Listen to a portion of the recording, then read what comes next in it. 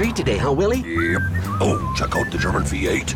Ooh, 64 dream car. At Shelter Insurance, we insure all your favorite rides and have since 1946. Sweet pickup. Hiya, Muggsy. Yo. From Hot Wheels to hybrids, we've got you covered. Hey, mailman. Love those shoes. Hey, where you going? Shelter Insurance. We're your shield. We're your shelter. Ask Agent Mark Manning about Shelter's auto insurance discounts. John G. Pennington, George Kell Motor Company, Newport, Arkansas. Welcome, my friend. What in the world is going on today? Well, it's definitely sunshiny out here. Yes, beautiful day. Beautiful day. Is this glare going to be too much for your No, camera? I think I like that. I Okay. think it's coming right off your hair. Yeah. I like it. I like it. I see hair there. Yeah, a little bit. Hey, Well, man, that's things okay. are happening out here. It's been crazy. Sun finally popped out. Farmers are busy. Everybody's working hard, getting crops in and all. Been real busy around here. Been unbelievably busy. Yes, sir. Especially in the shop. People are getting ready to go on vacation. School's getting ready to get out. People need their cars serviced and whatnot. We've got the greatest crew in the country. It's a good group. Boy, It's a they good really group. are good. Yeah, and they help us sell cars. That price is one thing, but service after the sale, nobody beats us. Nobody beats us. It's Russell and Scott and Ronnie Cornwell and all those guys, all our techs. They just do a great job. Well, a good friend of mine called the other day, and he's from Jonesboro, and he called and he said, "Hey, I like my new truck, but he said, I don't buy from you because I like you. I like Russell and those guys back in the back."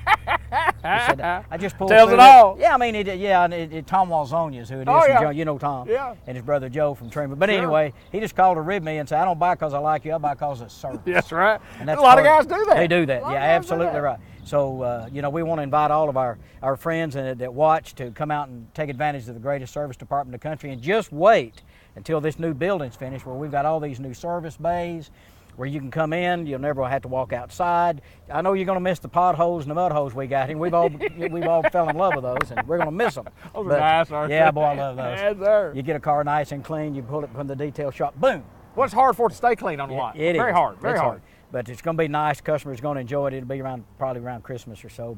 But we want to invite everybody to come out and take a look. We got some great rebates on new. Yeah. I'm going to show a few cars here in a minute. These are, we call them DRAC units.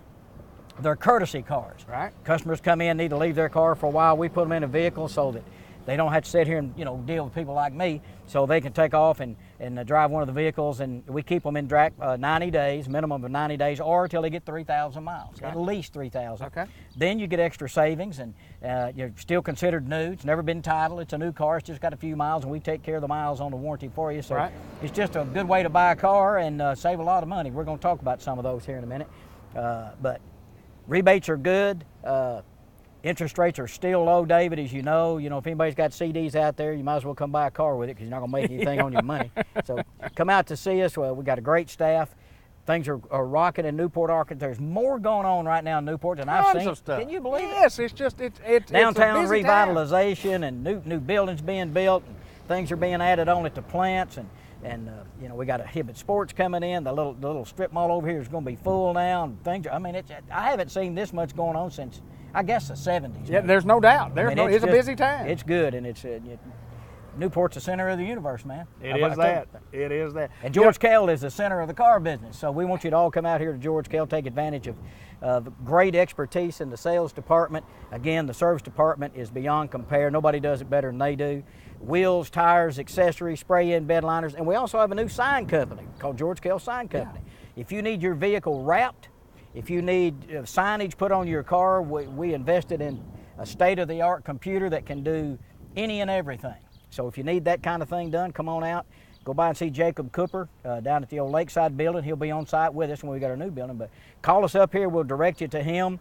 He can do custom graphics. He does signs. He does car wraps. He can do anything you need to do. So keep that in mind. Just another service that we offer here at George Kell Motors. We're at George Kell Motors, Highway 367 North, or 167 or 67. It's been a lot down through the years. But we're right here. Everybody knows where we are. If you can't find us, call us. We'll give you directions. We've got to show some automobiles. John's going to talk about some of these units that got great discounts on, coming right up. Hey, I want to show you a little car right here. This is a Chevy Trax, T-R-A-X. New Chevrolet product. They just came out with it not long ago. It's a neat little car. It's not a great big family car, but if you need a car for running around, it gets about 35 miles a gallon. It's got a rear view camera in it. It's got the digital radio, it's got automatic with air and all those kind of things. If you're looking for a little car that get great gas mileage, come down here and see us and let's look at this. You can lease this car. If you'd like to do a lease, you can lease this car for about $245 a month. Or if you want to buy it, you can buy it. You know, you can take this brand new car and you can extend your payments out to 75 months or whatever, and get them down there low where you can stand it, where you can have fun in it. Neat little car. You can carry about 5 people in it and some luggage. Great gas mileage car. Be a great car for running around Newport if you got a pharmacy or you got some kind of business that you need to carry some stuff, but you don't need a lot of great big car. This would be a perfect little car for you. Come look at this Chevy Trax. We'll put you in it today at George Kell Motors. This is one of our courtesy vehicles. It's a 2015 GMC Acadia. We put these courtesy cars into our fleet so that when you come get your car serviced, you don't have to sit here. You can take one of our cars, go right around and run your errands, do whatever you need to do. This car right here lists for almost $38,000. It's still considered new. It has a couple thousand miles on it, but you can save substantial money. You can buy this car for less than $31,000. It's like $30,700. Still considered new, still got all the warranty. This 15 Acadia right here has heated cloth seats. It has power lift gates, got the rear view camera. Come out and take a look at this car. It's a special buy. We've got several of them that we're trying to move along. We're going to put more. We've replaced this vehicle with another loaner, just like it. So when you come out here to get your service work done, we can put you in it, you can drive it. Come out and take a look at this exceptional buy. You can buy this 2015 Acadia, heated cloth seats, power lift gate, rear view camera for less than $31,000, and it's still got full warranty. Come see us. We'll put you in it today. If you're looking for a top-of-the-line vehicle, this Chevy Tahoe right here is what you're looking for. It's four-wheel drive, got power folding third-row seats and second seats, 22-inch wheels. This vehicle with these wheels would list for about $60,000. It's one of our loaner units. It's got a few thousand miles on it, 5,000 I think, but we'll still cover all the warranty for you. You can buy this car right here for like $51,600. So you're saving $9,000 on a vehicle that's loaded up and ready to go. Beautiful red, beautiful 22-inch wheels. And by the way, if you don't want the 22-inch wheels, we can put the factory wheels back on it, and you can save another $2,000. But today, everybody wants bigger, shinier wheels. So that's got it. And if you don't want them, again, you can get this down another couple $1,000. Come take a test drive in this. It's got Cocoa Dune interior, power folding seats, four-wheel drive. It's ready to roll. You'll look great in this going to a Red Wolves game or maybe a Razorback game. Come out to George Kell Motors, drive this car, save almost $10,000 on it today. Come see us. Come see any of our salespeople. Come by and say hi, have a cup of coffee, and get ready to get the best deal you ever got on a car and by far the best service. Right here at George Kell Motors in Newport.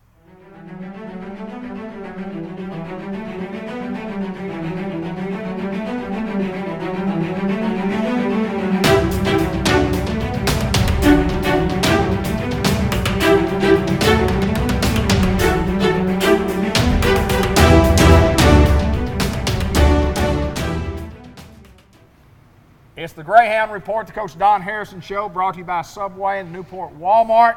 Each and every month we get together and talk about the state of the Greyhound football program. Head football coach, athletic director Don Harrison. What's going on, man? Oh, nothing. How are you? It's football time. It's there. May, and it's football time. We start Monday. Yes, sir. We start Monday. Excited about that, huh? We are. We're really excited, and the kids are excited. This is their last week to really get the lift. Yeah. And so, we'll probably practice tomorrow, and we'll get a lift in Thursday. We'll get a lift in Friday, and then after that, they're not going to touch weights until they come back in July. So tomorrow, they'll get a little bit of a break, but Thursday and Friday will be their last of it, and we come back Monday the 11th, and we start just helmet-only practices, but we're going to do 5 of those, and then we come back the following week, and we start putting the pads on, we start strapping it up, we start, Football. Yeah, we're playing football. What are you trying to accomplish this spring? What's important to you guys? What do you look at? What are you trying to do? Getting these younger guys a lot of experience. I mean, we graduated a lot of seniors. Yeah. We have a lot of seniors this year on the team with experience as well. And that's the big thing for us is I feel like these young guys, these 9th grade boys, they need to come in and they need to be thrusted in it automatically, and they need to see that they're in high school football and they can handle themselves. So what we're going to do is we're going to get them a lot of time. That's important to us. And then the other thing we're going to do is we're going to go to a camp, and we feel like getting them just more and more. We're going to go to Ouachita Baptist University, invited us to their team camp. We're going to go down there for a couple of days, play against a bunch of other people, and just get them reps, get them as much experience experience as they can get that's not game experience, but as close as it can be to it. Well, I think no doubt when you talk about moving up from, and we've got a good ninth grade group moving Yes. up, a pretty athletic group, the speed of the game is Yes. what is so different. These There you guys go. got to get used to. Absolutely. The speed of the game, how fast some of these guys are. I mean, you know, they're going to be 15 years old chasing down a bunch of guys that are probably going to turn 18 pretty quick. Right. So, you know, it's a big difference, and they've got to see it, and they've got to adjust to it fast. And, you know, the only way to see it is to do it. And so that's why we're going to try to go to as much stuff as we can. Again, get them experience, seeing high school competition, getting after it. And, I mean, they played some great competition last year. They played 2 5s, a 6, and a bunch of 4s. Right. And, you know, the numbers came out the other day, and we are 3A. Absolutely. And so we are going to 3A. So we've had a 3A football team for the last 2 or 3 years, and that's 7 through 12. We've had a 3A football team. We've been competing with 4A talent. Absolutely. So these kids have seen it. I think it sets up pretty well for our football program because we don't know what conference we're going to be in No. yet, but we know we're going to be in that classification. And you look around at some of the teams and you think, well, I think we're going to fit real well in there. And I think it puts us back at an upper echelon group to where, I mean, we're going to be competing for some trophies. Absolutely, absolutely. I mean, we just, you know, our kids, they work really hard, but, you know, like I said, our junior high last year played Nettleton, lost by 1. They're Right. they're a 5A. And a good football team. And they're a good football team. So we're a 3A playing a 5A, lost by a point. Then we played a good game with Valley View. They're a 5A. We're a 3A. We lost by maybe 10. Sure. It was a very close game. And then we went to Mountain Home. They're a 6A. We're a 3A. And I want to say it was 21-7. Right. So, I mean, we played them really tough, and we played them well. So, I mean, again, these guys, they don't have experience, but they hadn't been playing a bunch of littler schools. Right. They've been playing guys a lot bigger than them, a lot faster than them, and I think it's really going to help us. And like you said, I think the experience that the 7th, 8th, 9th, and 10th graders got this last year is going to move over really well when they're seniors, juniors, and sophomores on a 3A football team. Sounds good to me. Let's talk a little football. Let's go right to the board. All right. One of the things that we try to do here at Newport is we're going to spread people out. We're going to run the football. We're going to throw the football some. When you talk about our offense, it's so important, Coach, for our quarterback to be able to come to the line of scrimmage, to read or look at where the defense is lined up and what they're doing. And he has a play that you have called from the sideline, and he knows we're going to run this play. And then sometimes the defense is not where we thought they were going to be Absolutely. with that play call. So sometimes he's got to change the play. Yes. Talk about making an audible Okay. at the line of scrimmage and what the quarterback has to do, how he has to read it, and what he has to do to change a play. Absolutely. Well, anytime the quarterback gets up the line of scrimmage, one of the things we talk to him about is what we call the box.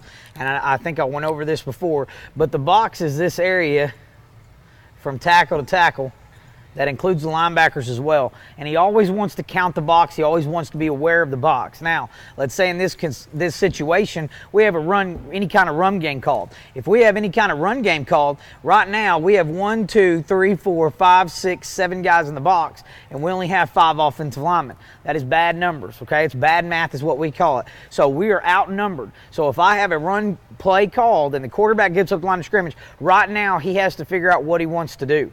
Now, he can either throw what we would call quick game, okay, or he can throw what we call screen game. In this situation, what we'd probably want him to do is throw quick game, Okay. which means as soon as the ball hits his hands, he's just going to turn and get rid of it. We have a couple route combinations we do. This one, we're running 4 yards, we're turning around looking at the quarterback. And that's it. That's 1, 2, 3, 4. As soon as it touches his hands, he's going to get rid of it. This one right here, we're going to run a 4-yard out. This kid right here is going to run a vertical, and he's going to press it. And again, we're looking to throw the ball quick to one of these spots right here. And what we're really trying to do is, you got to understand, is we're just trying not to get killed. Right. Okay? Now, the other thing that we do is what we call is an RPO. Now, anytime we have an RPO, that is what we call a run-pass option. Okay. By saying one word, we can have a play where we look like we're giving Carl the ball this way.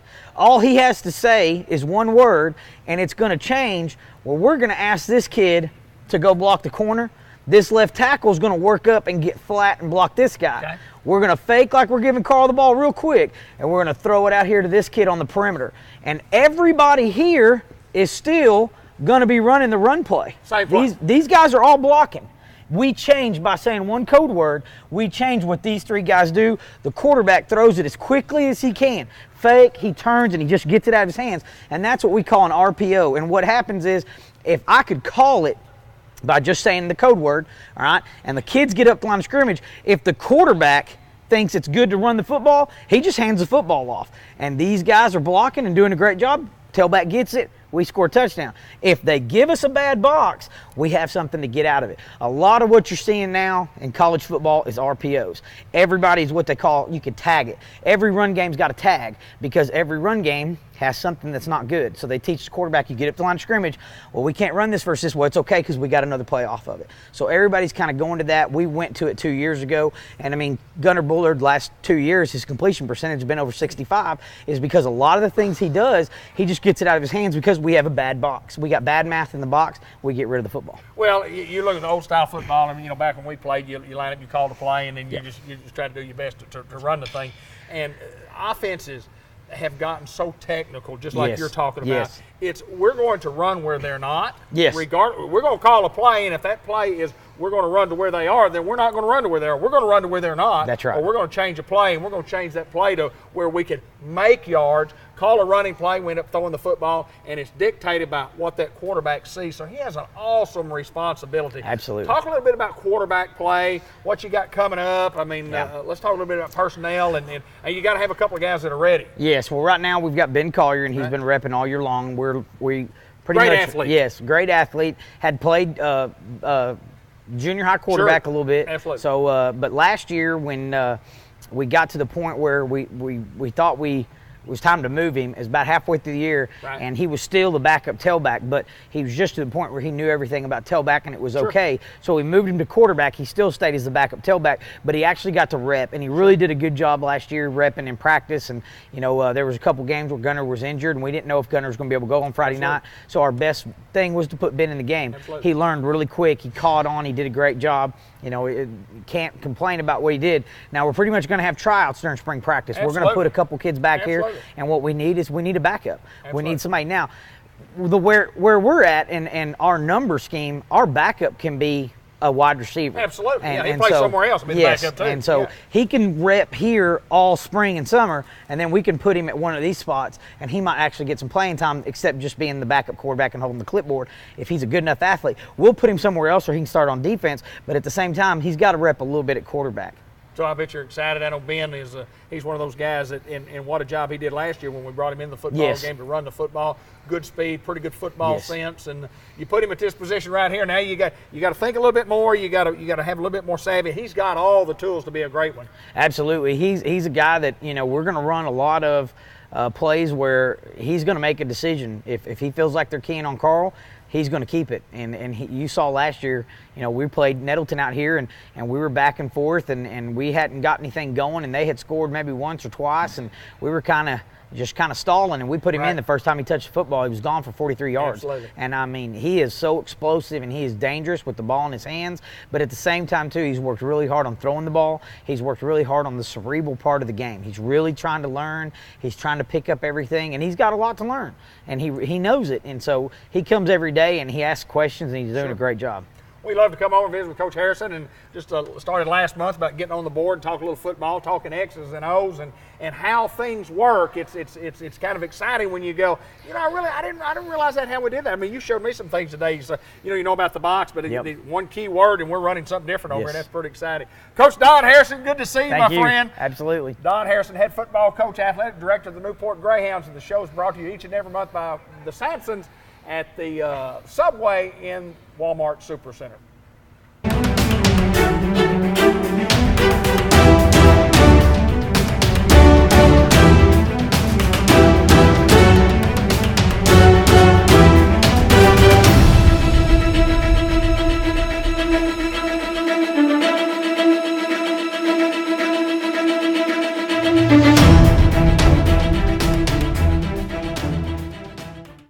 Rebecca Payrow, Unity Health, Harris Medical Center. What?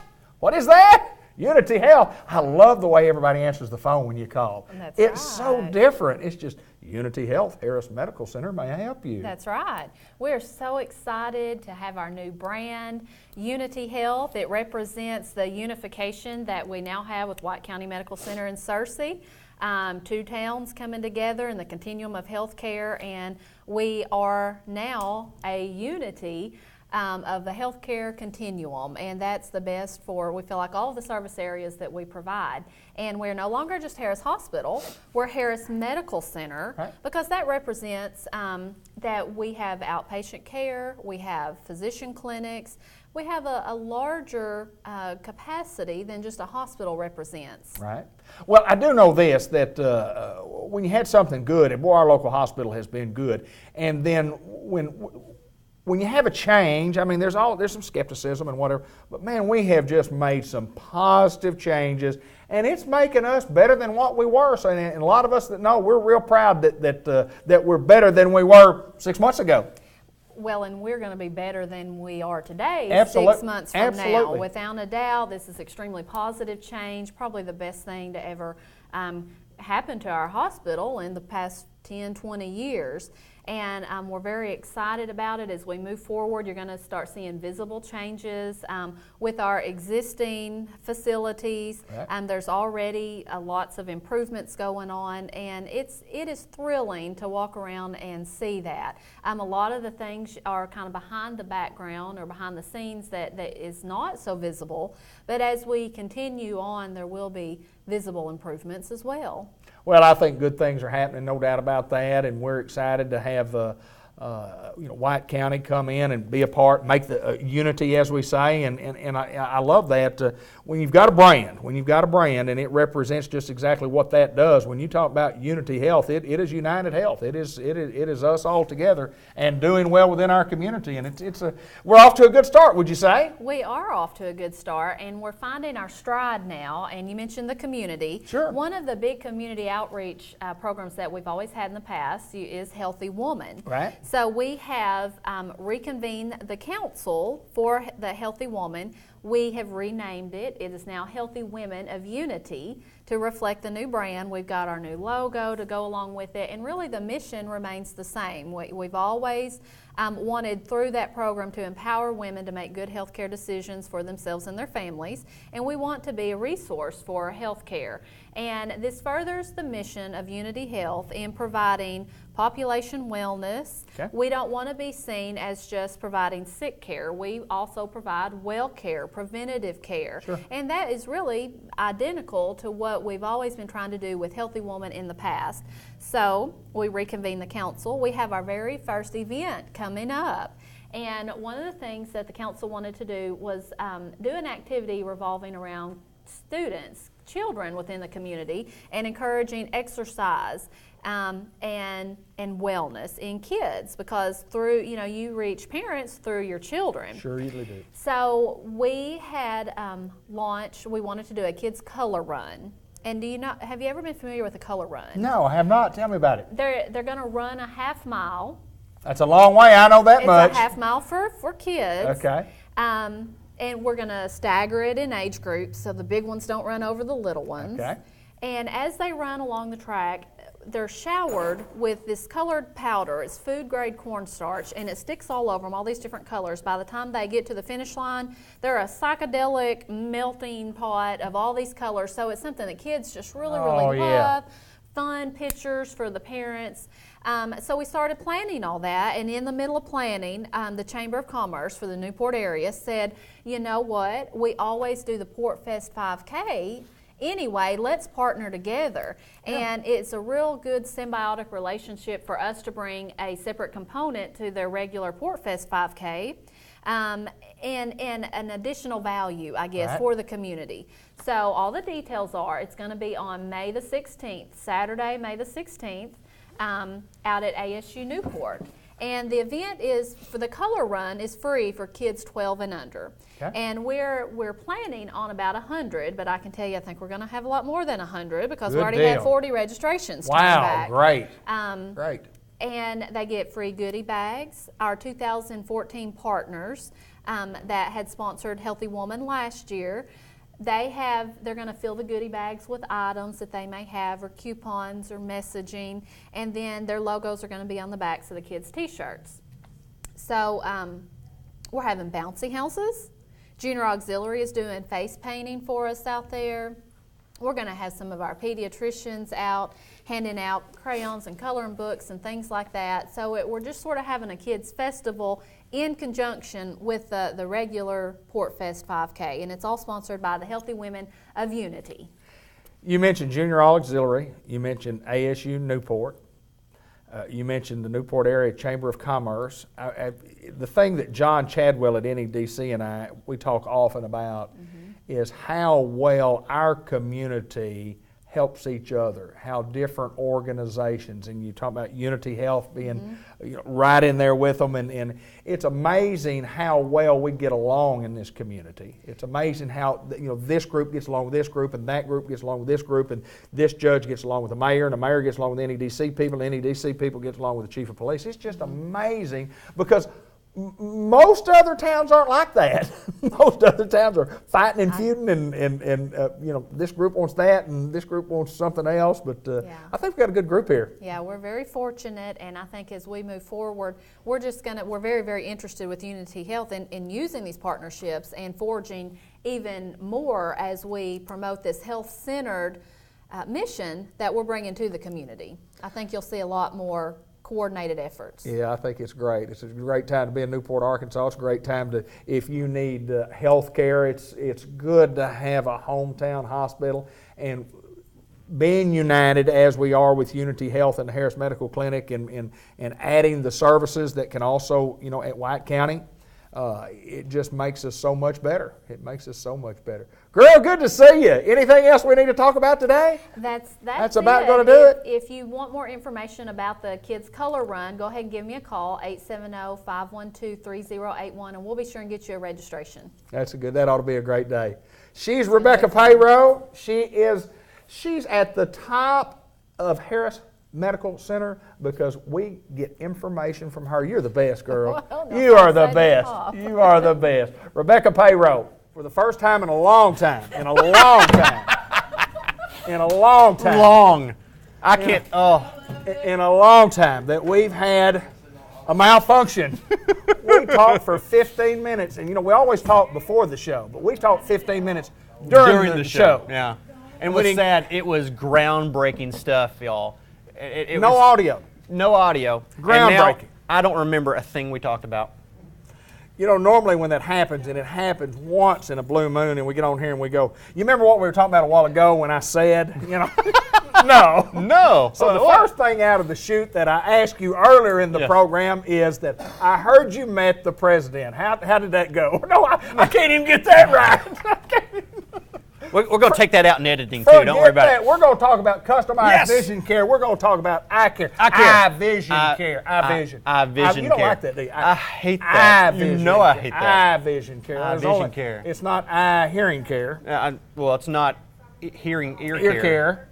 It's eye care. How's your tooth dental care going? It's been going pretty good.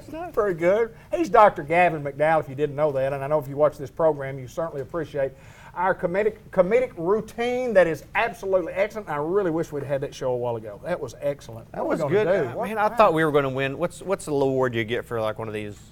We just give a cup of coffee is what we give. Are you talking about big time? Well, yeah, big time. Well, I mean, we're a smaller market. I know. I mean, it's one of those things, and we're only reaching what 60, 70 million people. This thing? Grammy Awards. Grammys. Yeah, that's what I call them. I want a daytime Emmy. That's what we're going to do. But I feel I'll be like the Susan Lucci of eye care. I guess you are. Eye vision care. Eye vision care. And that's the reason we're snubbed because that's you keep right. using that. That's right. Eye vision care. Doc. Yes. Tell me about seriously. Okay. Seriously. I want to know about, and our viewers want to know about, common, everyday eye disorders, eye diseases that you see, that when patients come in, that they say, Doc, I've got this particular thing. It doesn't have anything to do with my vision, but it has something to do with my health of my eye. Okay. Talk a little bit about some of those. Okay.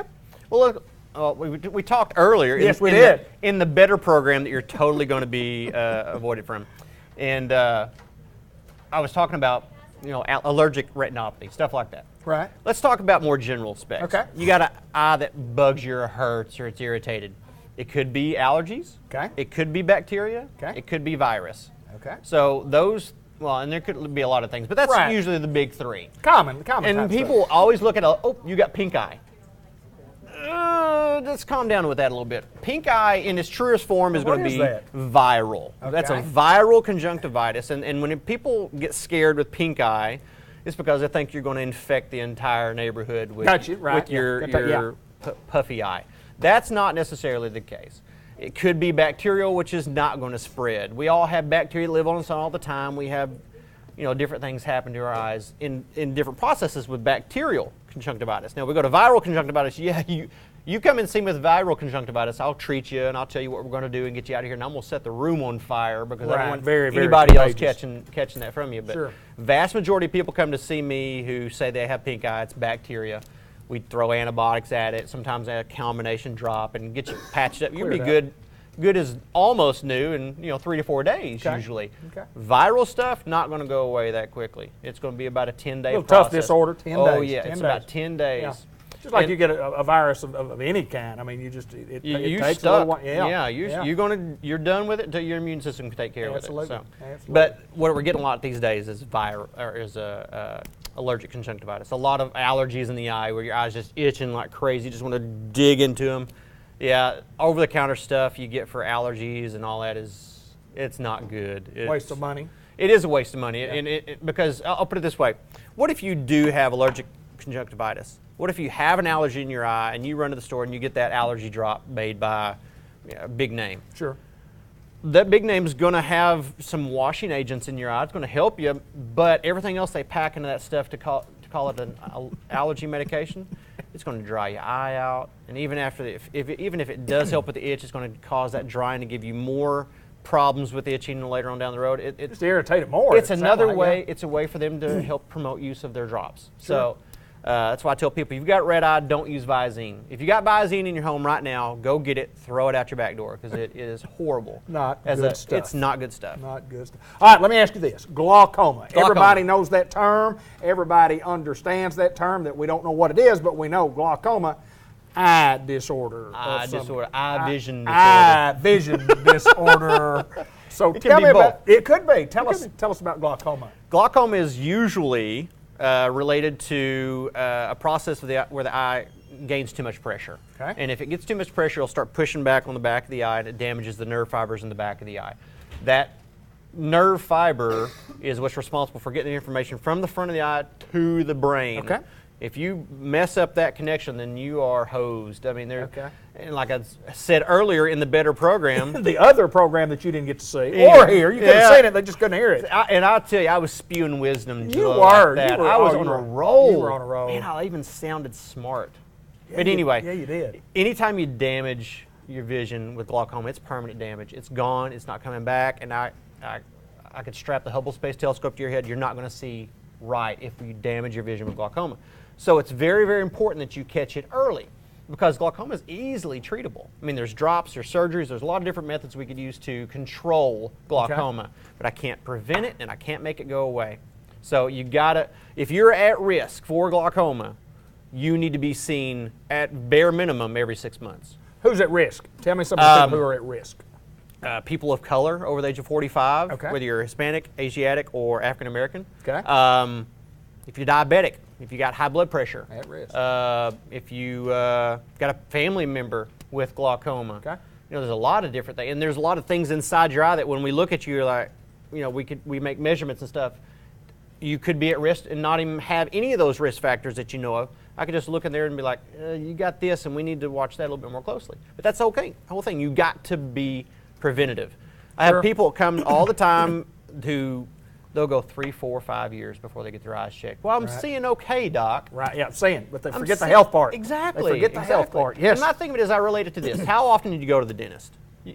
How often do you go to the dentist? Well, probably more than I go to the eye doctor. I mean, you just It's go usually because about you every get- 6 months to you get get a checkup. Get a cleaning. Yeah, Get a yeah, checkup. absolutely. What happens if every tooth in your head falls out Well, you're in trouble. and you got to get dentures? Yeah, you're in You trouble. can function with dentures. Yeah, you can. Yeah, I got What you. happens if your eyes go rotten out of You your can skull? function, but you can't see. Yeah, you can't, yeah. You can't There's function no. very I'm well. not going to get you a pair of George Washington wooden eyeballs, and you're going Right. to walk around seeing. It's not. That doesn't how. It's not how it works. Yeah. So the point being to everybody is that to get a when you talk about your your not just vision, not your seeing vision, but the health of your eye. So important to take care of. So important.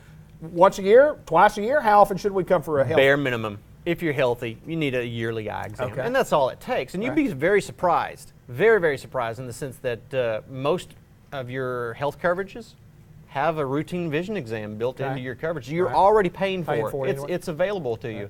Even if you don't have vision coverage, what you have to understand with most vision insurances, all vision insurance does is pay for your glasses and contacts, stuff like that, if you need corrective lenses. Gotcha. Or let's say you're a healthy 35-year-old female who sees perfectly well. I can see TV, I read fine, I get no headaches, no issues. Most people think, oh, I don't need to go get my eyes checked. But just because your vision's right doesn't mean you don't need to go get your ask that stuff question. checked If out. you've got 20/20 vision, you could have some eye health There's a lot problems. of stuff that can happen inside the eye that does not affect vision whatsoever. Absolutely. So it's important, very important. Very important. Absolutely. And you'd be surprised, your medical insurance, even if you don't have vision insurance, will often cover that exam. Right, yeah. Well, So I think if it's very, money's an issue, I mean. Well, it should not be an issue when it comes to your eyes. It doesn't matter whether it's covered or not. I mean, Exactly. whatever the cost is, you need to pay. Exactly. If you don't have any insurance, I mean, get your eyes checked. That's why I but jack my prices way high. You're telling a lie. Why you just don't start on that? Don't start on that. Well, you usually get what you pay for, but I don't know in this case. No. That's why we try to get good material stuff in here, because the quality of care may be a little bit iffy. Doc, I enjoy doing this program with you. It's always funny. And it's entertaining, and not just funny and entertaining, but it's also educational to find out about your eye and the health of the eye. We encourage you to come see us. I dare you. Yeah, just double dog dare you to come see us, whether you got any money or not. Yeah. It doesn't matter. Well, I mean, I don't know. Well, you I got like a credit electricity. card? I want to keep it on. You got a credit card? We take credit card, Visa, MasterCard. Good to see you, my friend. As always, it's a pleasure to see Dr. Gavin McDowell at Customized Vision Care. Good to see you, sir. You too. Well, Jay, it's another fun day at Lindley. Today just happens to be an extra special day today. Miss Vanita Swab, it's her 106th birthday. That's right, 106. Well, you know, Sherry, I hope that one of these days I can make it that long. She has lived such a wonderful life. People in this community know her, and everybody here in the facility loves her. We are having just such an awesome time this afternoon, and all of our residents are out, and we're having birthday cake and punch and cookies, and I tell you what, it's just a good afternoon. We got to see her sit on a Harley-Davidson motorcycle and get her picture made. She had a young date. This guy walking up on camera right here. We want to introduce everyone to the Miss Vanita Swab's date for the afternoon. And he's one of our newer employees here at Lindley, and so we're just honored to have him and escorting Miss Vanita Swab in today, and just being a blessing to her. That's right. And we just want everybody to come out and have such a good time and enjoy the day with Miss Vanita, because it is a special day. 106 years old. That is awesome. That is. And you know, we do have birthday celebrations for all of our residents. We do. You know, once a month we have a big birthday celebration for everyone that has birthdays throughout the month, and other special times as well. But this one is very unique to be 106 years old. She's seen a lot of changes throughout her life, and she's got family here celebrating with her. And I tell you what, I love to see the smile on her face as well as everyone else. Right, and the mayor, came out and gave her a key to the city. How awesome is that? That is just extra special. So. Maybe one of these days you and I will get a key to the city. Maybe.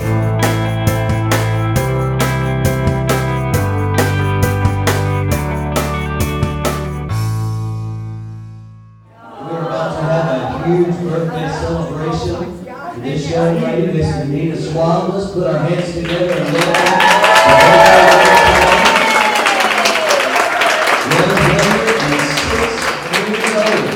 Come on, we can do better than that. Let's hear it.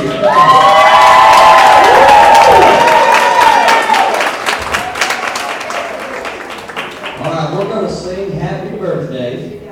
And I'm not going to sing in this microphone, so I'm going to need all of you to help me. On the count of 3, let's sing Happy Birthday. 1, 2, 3. Happy birthday to you. Happy birthday to you. Happy birthday, dear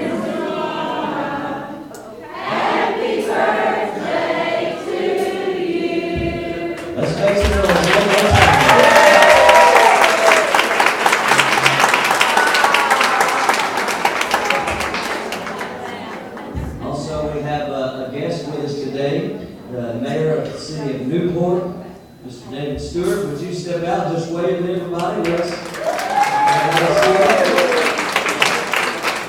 We also have a presentation, so if we could welcome our mayor to come up and make a presentation, and Ms. Benita Swab, we can do so at this time.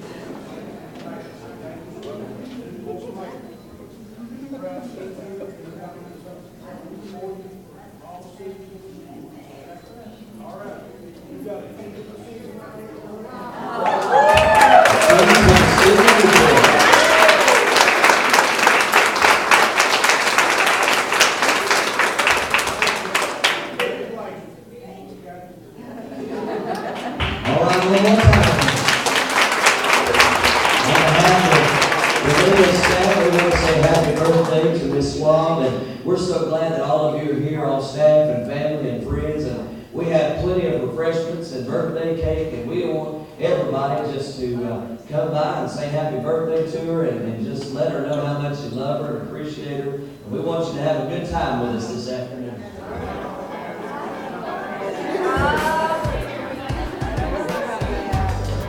We got a special treat for this squad this afternoon. We brought in this Harley motorcycle. Thanks, you might want to go for a ride on it. I think we can at least get some pictures made beside you. We can put it out there.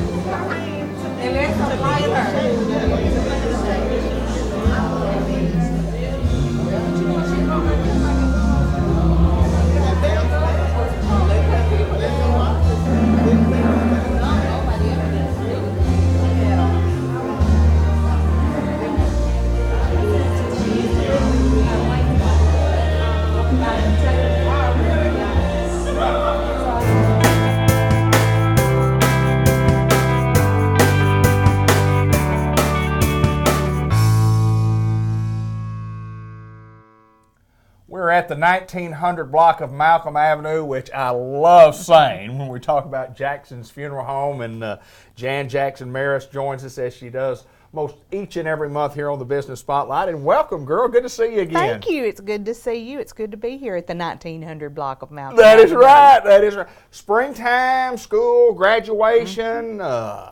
Congratulations to all the graduates from our city, our county, and around northeast and north central Arkansas. Absolutely. And you know, it's a big time of year for graduates, and probably a bigger time of year for parents of graduates because they get all excited, and but it's life changing. It's life changing, and kids will have to make decisions what they're going to do the next step in their life. But it's pretty exciting, and one of the things that we want to talk about in talking about life changing is in what we do and what we do best is putting together something that at the end of life is actually a celebration. Let's talk a little bit about the process from the very beginning of what you guys have to do to make all of us feel better when we have a death in the family. When you have a death in the family and you call Jackson's Funeral Home, when you entrust that person that you love to Jackson's Funeral Home, then we send our people out. They come to the home, to the hospital, to the site of an accident, to the hospice house, to wherever the death occurred, and they bring that person back to the funeral home. We visit with the family and ask them either if we have their permission to embalm that person, which to prepare that person for burial, which includes embalming, or if they don't want embalming, or if they want cremation. Right. And then at that time, we set a time for them to come in and visit with us. We visit with them beforehand about the things they need to bring when they come in, and that would be if it's a veteran, you want their DD 214.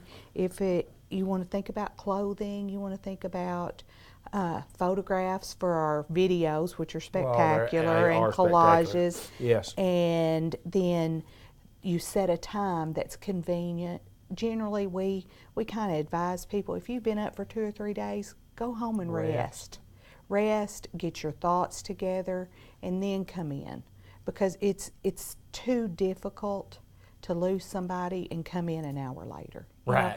It's too much on you physically, emotionally, spiritually, everything around. But set a time that's convenient for everyone to come in, and then we start the process as far as gathering vital statistic information, discussing how you want to celebrate that person's life, which can be a church service, a service at the graveside, it can be a service at the golf course, it can be a service in a barn, it can be a service at a fire station, it can be anywhere you want. A service where they fished. Sure. You know, Hadn't thought about that, service but it's at pretty their neat. hunting lodge. Right. You know, we can and will do within the limits of the law. Sure, absolutely. And decency. Anything a family wants us to do, and we'll work very hard to plan that event exactly like they want. And my philosophy in that is that if you come to Jackson's Funeral Home and you're expecting 10, we want to give you 20. Right. We want to always give you more than you're expecting and better than you're expecting. That's always our goal, is to take better care of you than you ever thought we could.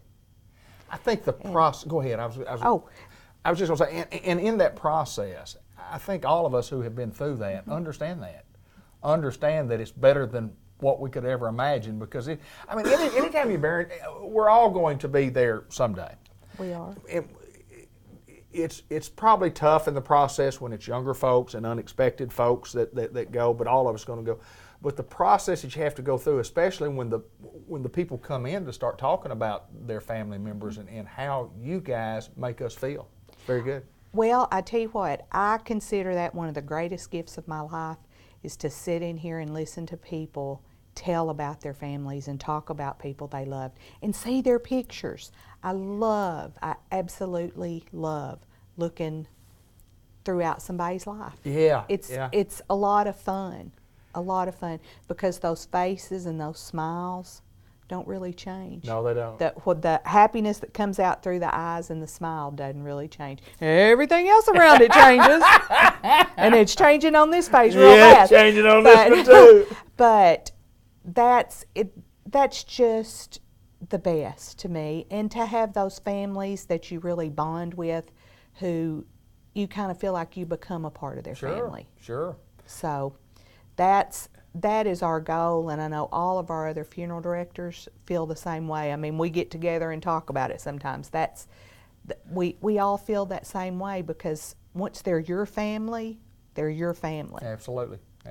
And You got follow-up care? I mean, We do. not We do care have as such, but follow-up. You follow to up check on people. folks, and amazing when you get a call, whether it's a week, a few days, or a month later, and then website and memorials on the website, just absolutely outstanding. And on our Facebook page, we try to remember people Right. every day Right. who have been lost. And if there's somebody anyone wants to add, then all they've got to do is call us and we'll put them on our list and add them to Facebook.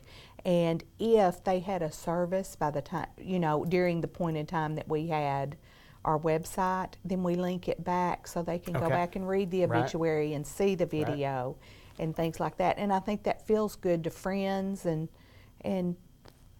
the neighbors and and to families. Sure.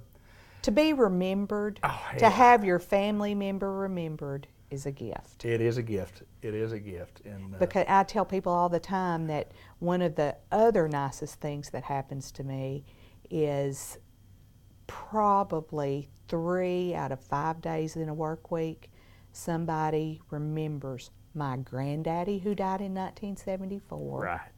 my grandmother who died in 93, my dad who died in 96, and my mother who died in 02. To me, Right. they tell me something about them, or they say, I still miss them being here. Absolutely. And a lot of times they'll talk about my grandparents from Swifton. If it's Swifton people, Sure. They'll say, oh, I remember Mr. and Miss McNutt's service station. Right. And I remember this, her being my Sunday school teacher. And that's just as good as it gets for me. Well, there's no doubt, and then you talk about the social media type, whether in social media even being a website, Facebook, so on, and you're keeping a memory out there for everyone to see, for everyone to see, and it is always good when somebody mentions it. I know that it feels good. It feels good. I guarantee. Every now and then, not often, because my grandfather died in 1973, but every now and then I'll get somebody to say, I remember your grandpa Charlie Guest. I remember him, and it just makes you feel good. It does. Number one, that we've gotten old enough that when somebody died in 73, they can remember we're still going. We're still going. That's pretty neat too. That's pretty good. That's pretty neat too. Well, girl, it's always a pleasure to get to see you and talk about the great things going on at Jackson's 1900 block of Malcolm Avenue, and I've used that because I've told you before that was Bud Black's all-time saying in radio ads and TV ads, not 1900 Malcolm, but the 1900 block of Malcolm Avenue. Well, I've got one other thing to say. Yes, ma'am, you go. I am so glad that you are attaining the what do you call it, the stage of life where you're going to be the first Grandpa Black known That's pretty far exciting. and wide. It's and I'm pretty excited, and congratulations to Ben and Kelsey, and thank you congratulations so very much. to you and Thank Linda. You. We are very, very excited about it, and it's just one of those times in your life that you look forward to. But and those of you who are grandparents, and when you first get you get the word out, it's a little bit more exciting than what I really thought it would be. So thank you very much. Congratulations. I can't wait. Thank you, ma'am. Let's continue on with more of our show here on the Business Spotlight. With interest rates still near historic lows, now's a great time to purchase a new home or refinance your existing loan. Call or go see Kenny Thaxton at ENG Lending for an evaluation of your existing mortgage or for a pre-qualification on a new home purchase loan. ENG Lending is a division of the Bank of England in England, Arkansas, which was chartered in 1898. They offer a full range of today's mortgage products, such as USDA Rural Development, FHA, VA, and conventional financing. They offer 100% financing to qualified borrowers. ENG Lending offers great rates and unmatched customer service. Stop by today and see Kenny Thaxton with ENG Lending located in the Village Mall in Newport, or call him today at 870-495-3931. Member FDIC, Equal Housing Lender, NMLS 418481.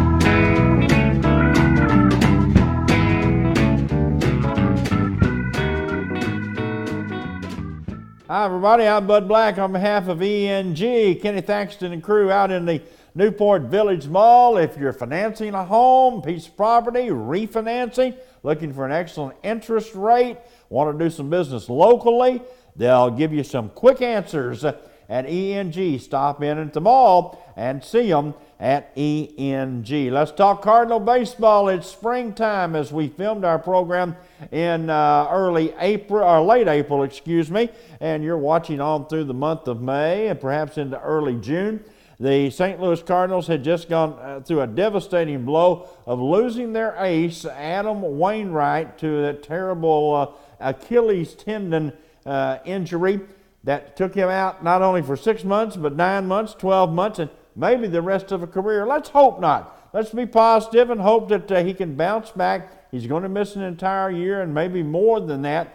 But, he is a competitor. He's a bulldog, and I certainly wouldn't put it past Wainwright to get back out there. He says he's coming back, and to watch for him in a year that he'll be out there. The Cardinals' big worry was Wainwright, as they said earlier in the month, was they're afraid he'll want to push it too much and try to get back too fast. And folks who go through those type of injuries, or a Tommy John injury, it's been discovered, and when they push it too much, too fast, it just doesn't work. Tommy John surgery is a normal recovery period on Tommy John is 12 to 18 months before your arm is well enough to really get out there and start throwing and turn the ball loose and see what you can do again. And so an Achilles tendon is the same thing. Very devastating injury. Will take a lot of work, tremendous amount of rehab for Wainwright to get back in the Cardinal uniform and be the pitcher that he has been in his career. But let's look at the Cardinals. At the time of our taping, the Cardinals are playing great baseball, almost 700 winning percentage, atop the National League Central, being chased by the Pirates and the Cubs. The Cubs are a mild surprise, although everybody kept saying next year is when the Cubs are going to have a great ball club. They're pretty dadgum good this year, folks. You better look at them. What they can do is score runs. They've got 2.5 top-line pitchers. Beyond that, they tail off in the pitching department. But they've got 5 or 6 guys on that team, especially playing at Wrigley Field, can knock the ball out of the yard. One of the things that the Cardinals had done earlier in the year is get in that position like last year where they weren't scoring many runs. Then, late in the month of April, they had a tear against the Phillies, the worst team in baseball, by the way, the Phillies. Cardinals put up a lot of offense by moving Matt Carpenter out of the leadoff spot down into the 2 and 3 hole. That's a good move. He's got to stay there, I believe. And Jason Hayward, who has been, I don't want to say a bust, but he had been a disappointment through the first month of the year. Got him down to 6th in the order. Some are even talking he needs to be 7th just to take some pressure off of him and see what he really can do. It just doesn't look good at the plate at all. As a matter of fact, Hayward has never been the same ball player since he got beaned. He wears that protective face guard. After that severe beaning that he had, he has not been the 25 home run guy, the 100 RBI guy that he was during his rookie season. And he's tailed off a little bit each year since then. But still 15 to 20 home runs and several RBIs and batting 265, 270 would be a whole lot more what the Cardinals have been getting from their regular right fielders. But anyway, the Cardinal offense has made a bit of a move, and it's good to see Matheny make those changes because some people wondered if he would do that. I think all along the offense has been the big problem. Now, people say, what do you do about getting another pitcher now? Do you go into the minors? Do you try to depend on Jaime Garcia coming back? Do you depend on Tim Cooney, who came up and made a start or two for the Cardinals? By the time you see this, maybe all of that has played out. If you're watching throughout the first part of the month of May, it hasn't all played out yet. It's just beginning. Do you go get a Cole Hamels? Do you spend the money to do that? It's not the money. The Cardinals have bukus of money. Even Mo Zalak has stood up and said, we got more money we know what to do with. We feel like we're Apple. We got all this money. Well, do something with it, Mo. He said, I don't want to waste it. I just don't want to throw it away. And the Phillies, on a Hamels deal, still want Carlos Martinez. He's been off to a real good start, and right now, why would you swap even? Why would you trade Martinez for Hamels? You still got to have another pitcher. So that's not going to work. But the Cardinals are going to have to find somebody that can eat up a lot of innings. Wainwright pitched, I think, 230 innings on average the last couple of years, and that's a lot of time for somebody out on the hill, and somebody has to take those innings. But the Cardinals, I think if they'll score runs, then they're going to be okay with those 4 top pitchers. And then the 5th guy and the 6th guys, I don't think they'll have to worry too much about that if they're scoring some runs. It's a lineup that looks like it can hit. It looks like they can score. They just have to get it done. Up and down the lineup, any day, somebody can get hot and carry that team for 2 or 3 games at a time. It's a fun ball club to watch. It can be a little disappointing at times, but when they've got it all ginning, it's an exciting baseball team, the St. Louis Cardinals. Let's hope they stay up there at the top of the league standings, even without Wainwright. Can they do it? Certainly they can do it. It takes a lot of extra work, a lot of extra effort, and maybe a new arm or two, but I think the Cardinals will make those moves when they become necessary. That's a quick look at sports. You have a great day and evening. I'm Bud Black. At our local hometown bank in downtown Newport, Arkansas, Merchants and Planners Bank, Tara Salinas joins us as she does each and every month here on the Business Spotlight, and just finished up a big month at Merchants and Planners Bank, Yes. Community Bank Month. Tell us about it. April is Community Bank Month, and it's just it's a time when we stop and recognize our small, individually owned banks in the community. Which Merchants and Planners is the only community bank here in our area. But, just some fast facts about community banks. They fund nearly 60% of all small business loans under $1 million. Wow. So they're local job creators and, inspire the local economy. Community banks provide more than 70% of all ag loans, commercial ag loans. Is that right? Which, is obviously a huge thing, especially here in our area. Big ag community. And as we're small businesses ourselves, so we thrive when other small businesses thrive. And so we just took kind of the month of April and just tried to educate our customers and our community on what makes us a community bank. Mm-hmm. We ask our customers to tell us why they liked banking with a community bank, and we got some wonderful responses. And I wanted to thank everyone for that and for being a part of our little contest. We're actually going to draw our winners today, and the winners will receive gift certificates to local businesses in the area. Yeah. So it was a neat thing to hear what was important to our customers about, community banking and how important it was to them to support their local economy. And I was impressed and frankly a little bit surprised about how passionate a lot of people are about community banking and small businesses. So There's no doubt in my mind that and I say that from the bottom of my heart, when I talk about my hometown bank, when I come in, regardless of what decision needs to be made, it's made here. It's made by people I know. It's made by people who are my neighbors, and that's what. When I asked Jim Gowan several months ago about what is community bank, and he had a great answer about what it meant to him and what it meant to us as a community bank, and it's huge when it comes to decision making and taking care of the local folks, no doubt. It does. It is. The bigger banks out there, when you come in and they don't know who you are and they don't know their communities as well as smaller community banks.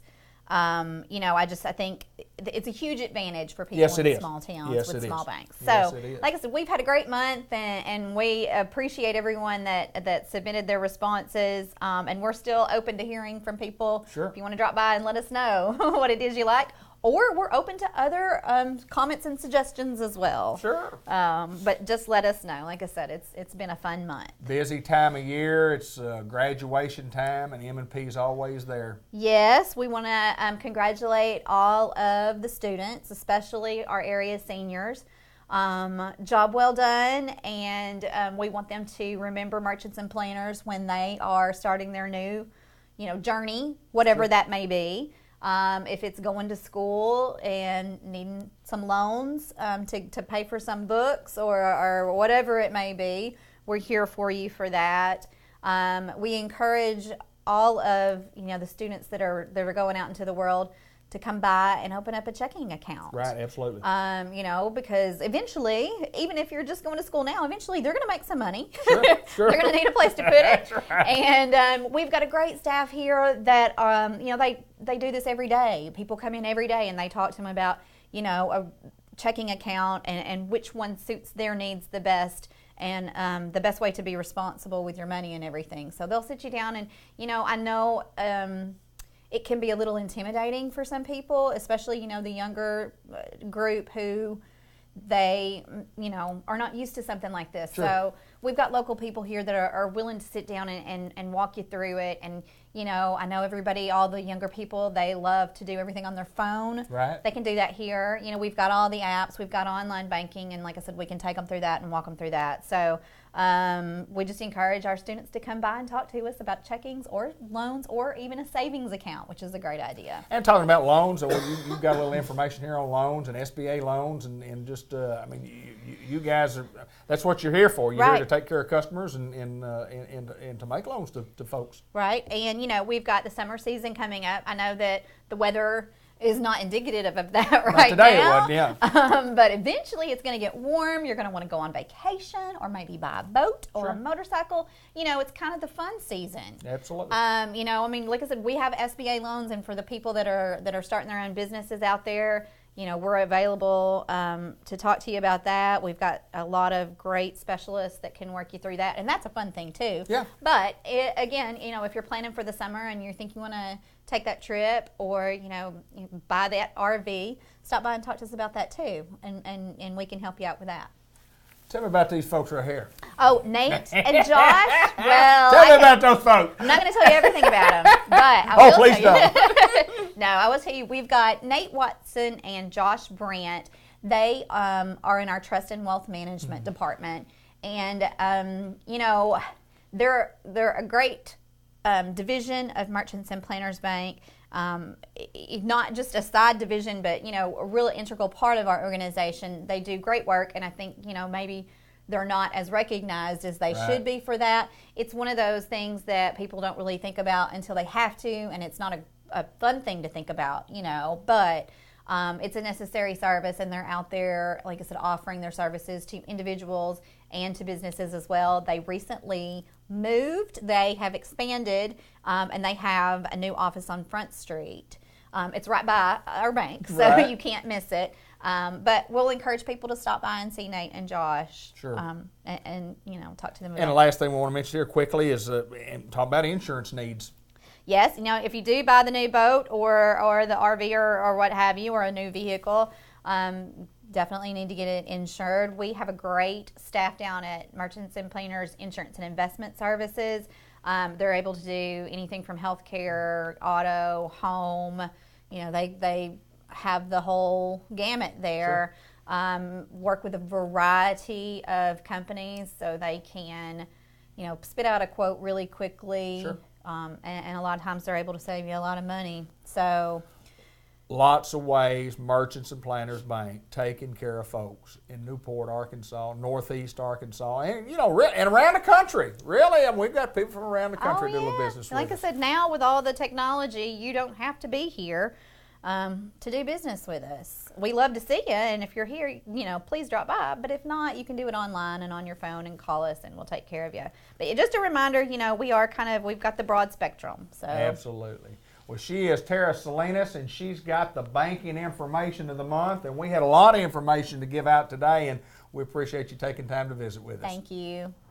Ladies and gentlemen, if you're talking about tires and you're looking for a great set of tires at a fair price with some pretty good service, can I recommend Farmers Tire Mart at 1501 Malcolm Avenue, Newport, Arkansas. Tommy Bain and his family have been doing it for many, many years, taking care of folks in Newport and around Jackson County, Northeast Arkansas for many, many years, taking care of folks not only in the tire business, but automobile service. And Tommy and I get on this program a lot and talk about servicing of automobiles. If you've got a brake problem, whether it's front brakes, rear brakes, we can handle it at Farmers Tire Mart. We do front end alignments. We also handle shocks. We do things as simple as oil changes. And you're talking about doing maintenance on your automobile. Get your oil changed every 3,000-4,000 miles. Let them do it at Farmers Tire Mart. Let them do it at a fair price. They'll change the oil. They'll change the filter. They'll check your belt, your hoses, and all your fluid levels. They'll do it right at Farmers Tire Mart. Folks, let me tell you, we're available on Facebook. We have information on Facebook that are tips on how to help maintain that automobile and help you to get better gas mileage. You can get the tips by checking out Farmers Tire Mart on Facebook. And we have a website at farmerstiremart.com, so visit it on either one of those. 523-6735 is our number. If you need to call us to ask us about tire sizes, to ask us about availability, if we don't have tires in stock, we can certainly get them for you the next day. Our promise to you folks is that we care, we provide value and outstanding service, regardless of the repair size or the difficulty of the repair. We'll try to get it done. We've been doing it for many, many years at Farmers Tire Mart. Automobile service, tires of any kind. You need big tires, you need tractor tires, you need truck tires, car tires, lawnmower tires, ATV tires. We handle them all at Farmers Tire Mart, Tommy Bain, 1501 Malcolm Avenue, downtown Newport. We're joined by Mr. Ted Hall, White River Area Agency on Aging, as we do most each and every month. And Mr. Ted Hall, good to see you again, my friend. Great seeing you, sir. Always a pleasure to get to come up to Batesville and visit. Of course, our program plays on Channel 6 here in Batesville, also on Channel 15 TV in Newport. And we've got some information to talk about May and what May is. And you said it was a month that belonged to me and you. That's right. Older Adult Month. Let's talk a little bit about that, Mr. Ted. What is Older Adult Month? Well, you know, I think somebody somewhere designate some month or the month about something. I don't know, right, maybe whatever it is, but May is Senior Adult Month. And right. So we're just saying thanks. You know, we want everybody that knows someone, and everybody knows someone that they would consider a senior citizen. I'm not sure what that age is, right. But anyway, there's been lots of people, whether it be veterans or whoever, whether it be a school teacher or somebody, has been important in each of our lives. And we're just saying, hey, why don't you just go out and say, hey, thanks, take them to dinner, do something nice to them. So, and you know, part of our business here at White River Area Agency, we deal with folks that are 62 and 65 and older, and we provide a lot of great services. But you know, our people out in the field, I swear, David, they talk about, you know, they get almost as much out of being around those people. And the thing about it is that the services that we provide, especially in in-home services, where we're actually cooking meals and giving baths and cleaning homes and doing those kind of things, we become a really tight family. Absolutely, absolutely. And if you have to have a heart for doing this kind of business, and so that's the neat thing about coming to work every day, David, is that we have the opportunity to help a lot of people. We've been doing it for 35 years, and we just want to just say, hey, this is a special month for our seniors, and we want everyone to just kind of think about that. And sometimes we just fail to think about those forget things. that. Absolutely, we do. Sometimes, you know, we fail to think about family and all those kind of things till something happens. Right. And so why not do it before that happens, and do it, be in a positive way, and everybody should feel good about it. So anyway, that's what our message is today. It's a time to recognize our seniors, and here at White River Area Agency on Aging, we believe in that, and we believe in helping, and so it'd be a good time for our communities to reach out to our seniors. Mr. Ted, I think sometimes that, you know, we as human beings just, you know, we don't ever want to neglect anybody, but I think sometimes that we neglect people by not doing such little things as maybe just a phone call. Absolutely. Maybe just an in-home visit. Maybe just a phone call that says, look, can we go to lunch? And somebody that's out there that's maybe by themselves. And you do this as a business. You have a business is what you do, but you also do it as a we all need to be in that business. Absolutely. We all need to be in that business of thanking those folks and doing things for them. Absolutely, absolutely. So let me ask you this, designation as far as that goes, and I'm glad to have I'm at that age right now. I mean, you get to be 60 years old, and, you know, senior adults, and like I say, I don't know the age about that, but you guys continue to provide a service to a lot of folks in a lot of counties. Talk a little bit about where we are, what we're doing, counties we represent, so on and so forth. Well, of course, you know we're in 10 county areas. Absolutely. And of course, David, if you asked me to name every county. Who would? You know, but certainly we go to Woodruff County, White County, Independence, Izard, Fulton County. Sure. Those areas up in, I guess, north central part of the state.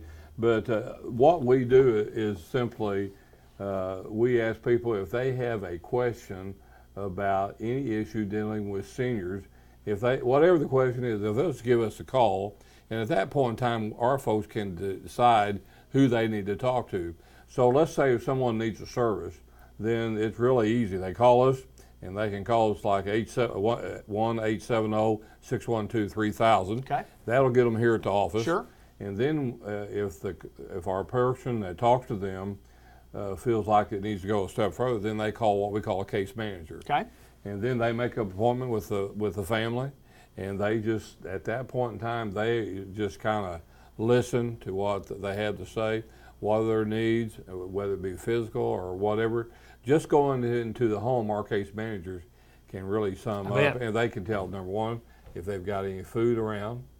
Number two, if there are anything or any objects like rugs or cords that might cause someone to fall, because Sure. that is the number one thing that kind of messes folks up. Right.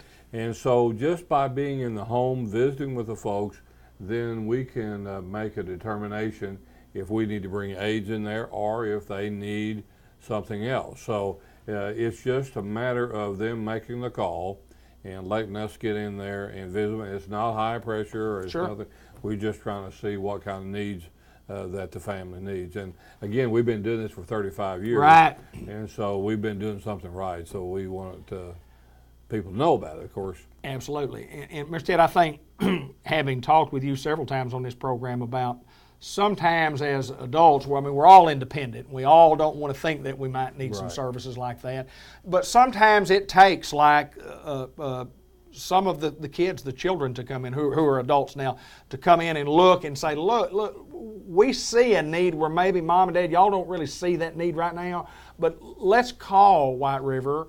Let's call these guys and let them come, because they can determine where the kids sit. And most of us as independent adults would say, I don't need any help. Right. But they do need help. Yeah, that's a good point. Yeah, do need. And we really get busy, especially during the holidays. Yes, sir. Right, whether it be Christmas, Thanksgiving, Sure. whatever it is, because kids come home and they see mom and dad may not be quite right. And so a lot of times we will visit with them and they will say just what you said, David.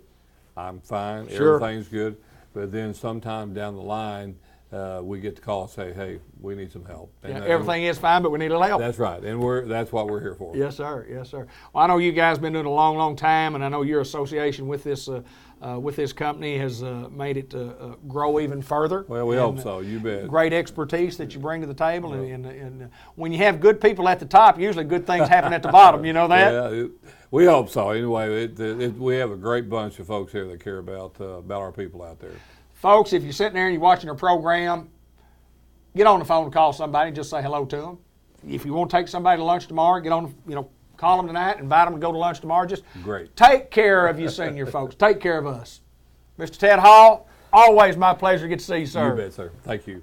John Chadwell, NEDC, downtown Newport, Arkansas, and we have got an exciting time. It's always exciting to come down and visit with John. Prior to getting on the air, we talk about all the things that we can talk about, the many, many things. We wish we had an hour to sit and talk about all the positive things that are going on here, but we've got a short segment. But John, you've got a lot of things to talk about. Let's get right at it. Well, it is a wonderful time, an interesting time, exciting time to be in Newport. I mean, you look at the new businesses that are coming in, and everybody has by now heard about Hibbett Sports coming in. Everybody's fired up about that. The three businesses that came into that same building, the old Walmart building, are doing well. So, I mean, we've just got some great activity there. We got new businesses in downtown Newport, which I know excites everybody who wants to see downtown kind of come back. We've got All That I Am Publishing, who's moved into downtown. We've got Bridget's Cafe that's opened up in the former Depot Diner. And then we've got Bounce Around Kids Zone. He's going to have an indoor bouncy house, ball pit, obstacle course, and all that kind of stuff inside for kids. And so there's just a lot of activity like that. And you see some new office construction going on with Randy Rudisell and some others building new offices in town, dealership construction. So just a lot of O'Reilly's building out by Walmart. A lot of exciting things happening in Newport, Arkansas right now. And then on the other side, part of it is what's happening, but it takes years to get to that point. Right. Well, then you got stuff that you're planting now so that you hope pays off in years to come. And one of those, as we film this, it'll be Thursday night, but it will have happened by the time everybody's watching. We got a public meeting from the Clinton School students who are working with us, and we're working to create a Jackson County Community Alumni Database. And this is going to be a database of everybody who's graduated from any school in Jackson County, and for people who've come and lived in Jackson County for a lengthy amount of time, Right. who kind of consider themselves former residents or something, and then the people who still live here. And that database will be, it'll be multifaceted, but let's say you get on the database, we put your information in, and we ask you what kind of emails you want to receive. Do you want to receive job postings when they're available? Do you want to receive information about new businesses or new opportunities? And anyway, we can send out emails on a regular basis, probably every month or two, that have news and information about Jackson County to keep people who used to live here connected and informed, and let them participate. And then if they want to buy one of the bricks for downtown for the Veterans Park, then they'll have access to that. They'll know how to do that, Sure. and be able to click and do it.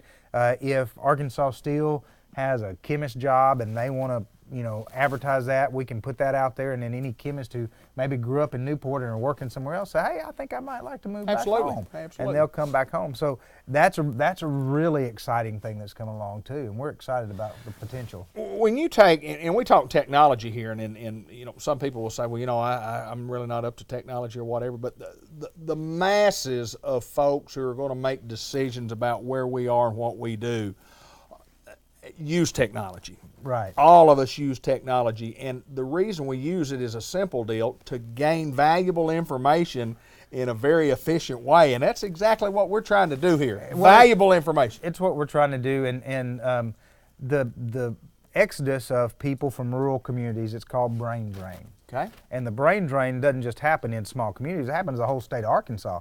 Arkansas sends more students to college outside of the state than it keeps in. Well, a lot of those students go to college outside the state and then they never come back. Right. And they don't bring their talents, their gifts, their stuff back. Studies have found that between the ages of 35 and 55, that people are at the point where they're most likely to move back home. Okay. They've got kids. Right. Maybe they want their kids to grow up being a greyhound. Absolutely. Or Absolutely. maybe their parents are not in a good health and they want to move closer to them where they can take care of them. There's just a host of reasons that they would, and those folks who move back to town like that, and you can see them in Newport. We've had a number of younger families Absolutely. move back to town, and those folks get engaged in the community. They want to make the community great. They want to be leaders, and so they're fired up, as opposed to somebody who might come here for a job and they know they're only planning on staying here 2 or 3 years, Right. and then they're going on.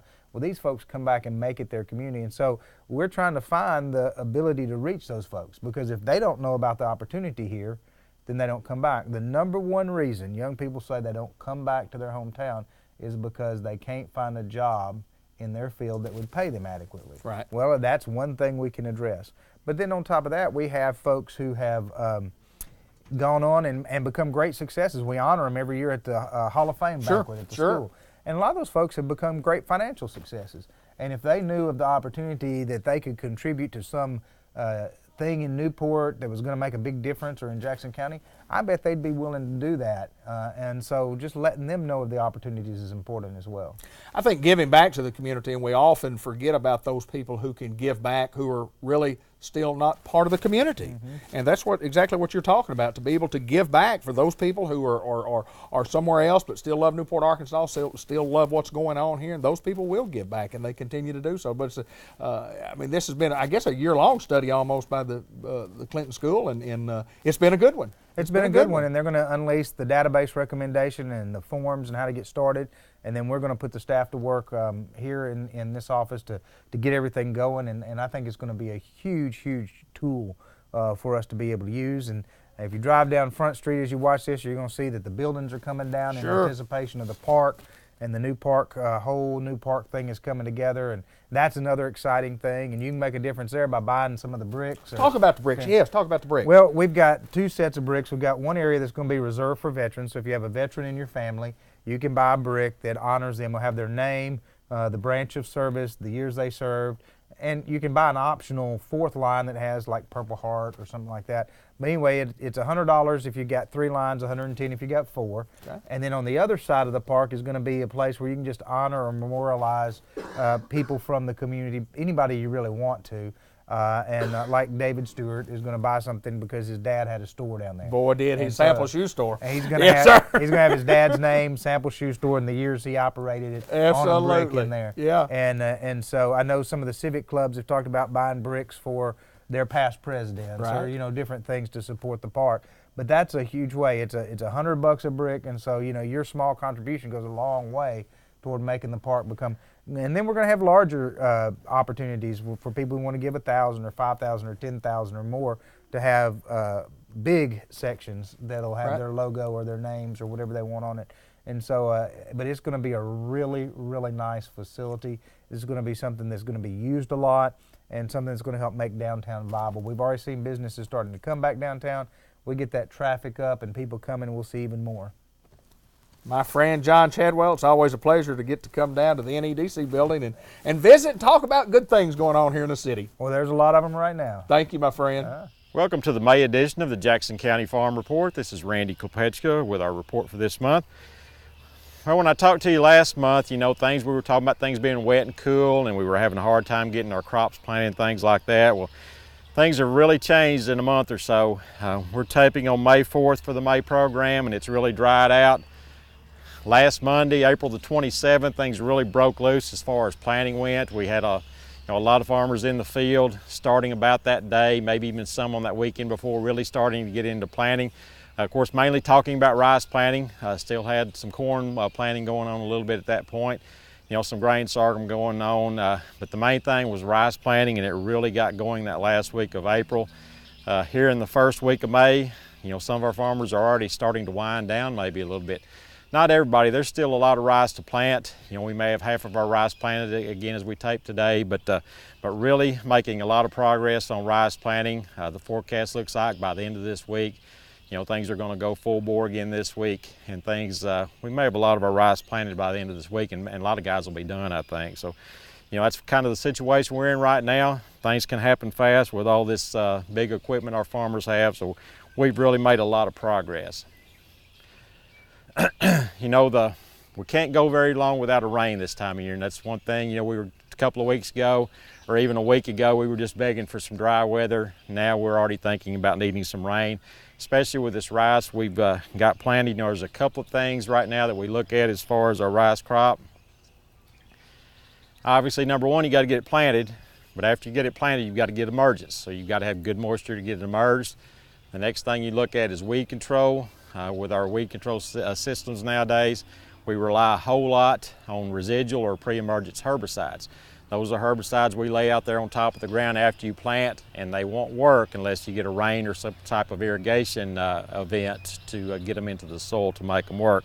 So that's where we're at right now. A lot of our fields were planted with good moisture, uniform moisture across the field. In those fields, they'll get a good stand and have good emergence of that crop.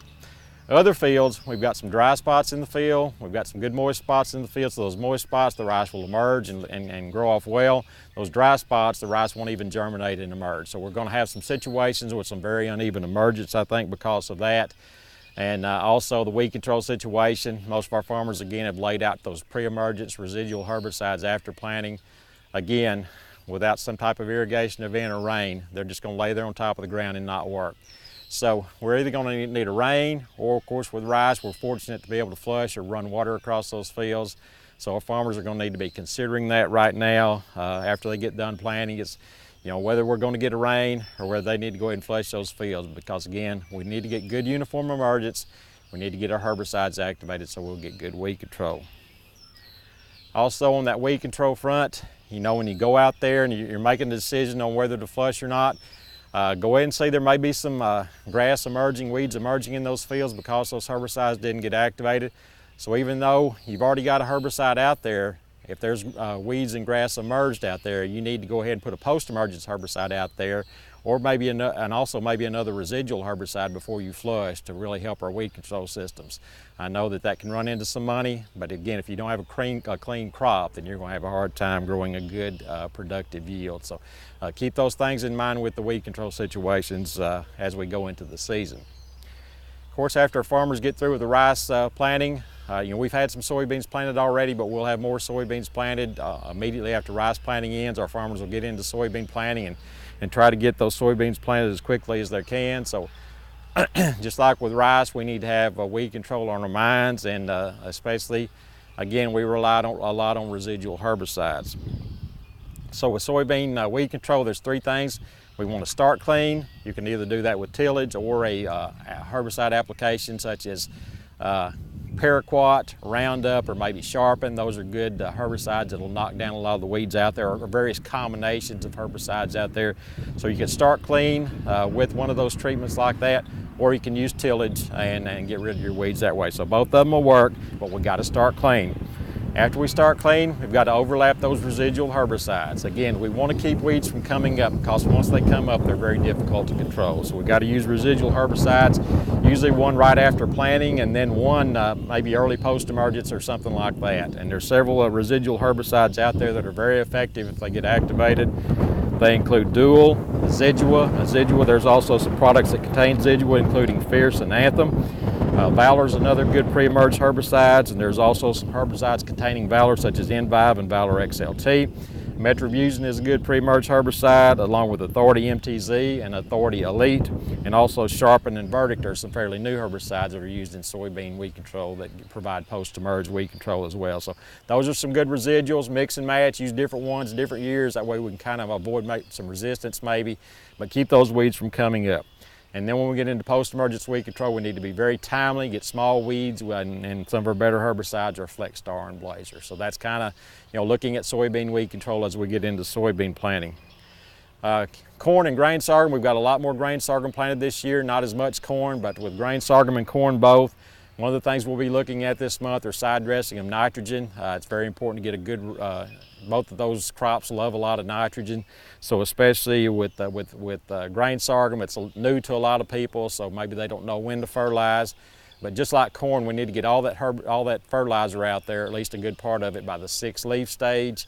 So get all your nitrogen, or at least a good portion of it out there by that 6th leaf stage to set you up for good yield. Some people will wait and save a little bit of their nitrogen for a pre-tassel application in corn or a boot application in grain sorghum. But again, the vast majority of that nitrogen, if not all of it, should be applied by the 6th leaf stage. So those are some of the things going on as we enter the month of May. Hopefully we'll get some intermittent showers in this month, get these crops emerged, get some good weed control, and be set up for a good crop yield later this year. This has been Randy Kopechka with the May edition of the Jackson County Farm Report. Hi, Sarah Metzger with the University of Arkansas Cooperative Extension Service. At this time, I would like to thank the Sampsons, Subway, Walmart for sponsoring this segment. Thanks again. At this time, I would just like to also mention a few programs that the Cooperative Extension Service have ongoing. First is Living Well with Diabetes. It is held the second Tuesday of each, the second Monday of each month at 11 o'clock at Unity Health Care in the community room at the hospital. If you have diabetes, you're pre-diabetic, or you're a family member who lives with someone with diabetes, then this program is for you.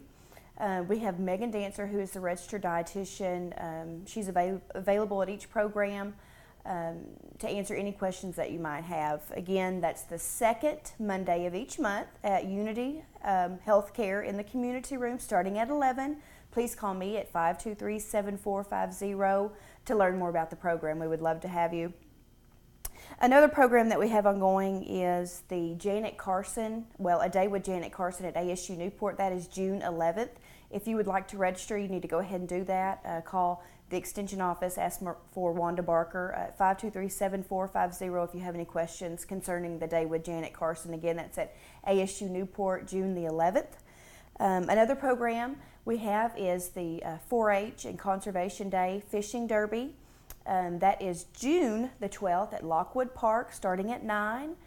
It'll end at 1 o'clock. We would love to have all the youth in Jackson County come out and participate. There will be prizes awarded to first, second, and third place, and also to smallest and biggest fishes that are caught that day. There will be fishing poles available and bait, so if you don't have a fishing pole or bait, come on out and we'll provide those for you. Again, that's June the 12th at Lockwood Park, starting at 9. That's on a Friday. We would love to have you. Be sure that you bring an adult with you that day. One more thing I would like to mention is a big congratulations to our Miss Jackson County Rice, Maddie Driver. She will compete at the Rice Expo with the other surrounding Miss Rice's. That's in August, and Stuttgart, August the 7th. So we're excited to have Maddie Driver on board to fill this role as Miss Jackson County Rice. She will do a great job. So if you would like to learn more about any of the programs mentioned here today, please contact me, Sarah, again at 870-523-7450. I would love to hear from you. Thank you. Have a great day. Mr. Tommy Allen, Dillinger Funeral Home, we get to visit each and every month on the Business Spotlight, and once again we come out here on the highway into the beautiful facility, and lots of upgrades that we showed you last week, and the pictorials that were in the new room, the extra space that we got. But Tommy, it's a busy time of year. May is always busy. Always busy. Yeah. It's one of the best time of the year. Yeah, it's a good time. It's a good, a lot going on. Kids graduating, grass is growing, things are good. Things are good. You know, in the springtime when the grass starts turning green, you've had that long winter and things just, you smell the grass when it's being cut, and then about July, you don't care if it ever gets cut. That's right. Gets a little warmer in July, doesn't it? Yes, sir. That smell of spring's gone. Yes, sir. Well, I know you guys stay busy, and you'd mentioned with us before we got on the air that you had a big cookout recently, and tell us about the big cookout. You know, we had a lot of fun. Every year, in conjunction with the Relay for Life, we cook for the cancer survivors. Right. And this year we done it a day early, and it worked out very well. The school was allowed us to use their cafeteria. Right. So we had some conditioned air. Absolutely. And that's a plus for me. Conditioned air is nice. Yes. But we had pork and ribs and Boston butt and a little coleslaw and baked beans, but we just had a blast. I bet you did. We really enjoyed it. I bet you did. And it was good food, good fellowship, and a good cause. We had no a good doubt. time and good cause. Yes. Well, Dillinger Funeral Home historically has given back, and you continue to do so today.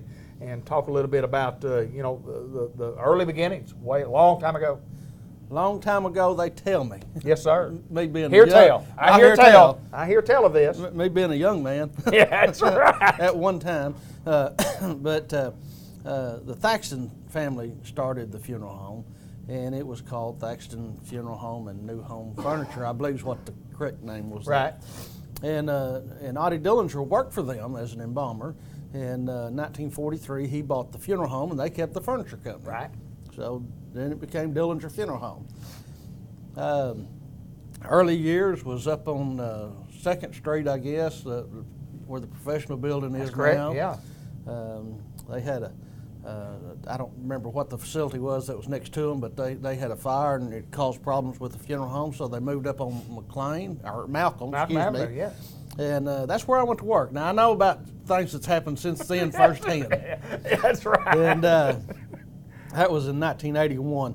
1982, January the 15th, we moved into the building here at 2001 Highway 367 North. 97, we've added on to it. Right. Done some remodeling, and then this past winter we've remodeled again and added some more public space. Sure, space is beautiful. It has worked out very well, Yes. very well. It's always an honor for me, the funeral home and our staff, when a family entrusts the care of their loved one to us. And that's very serious stuff. You know that I've got a little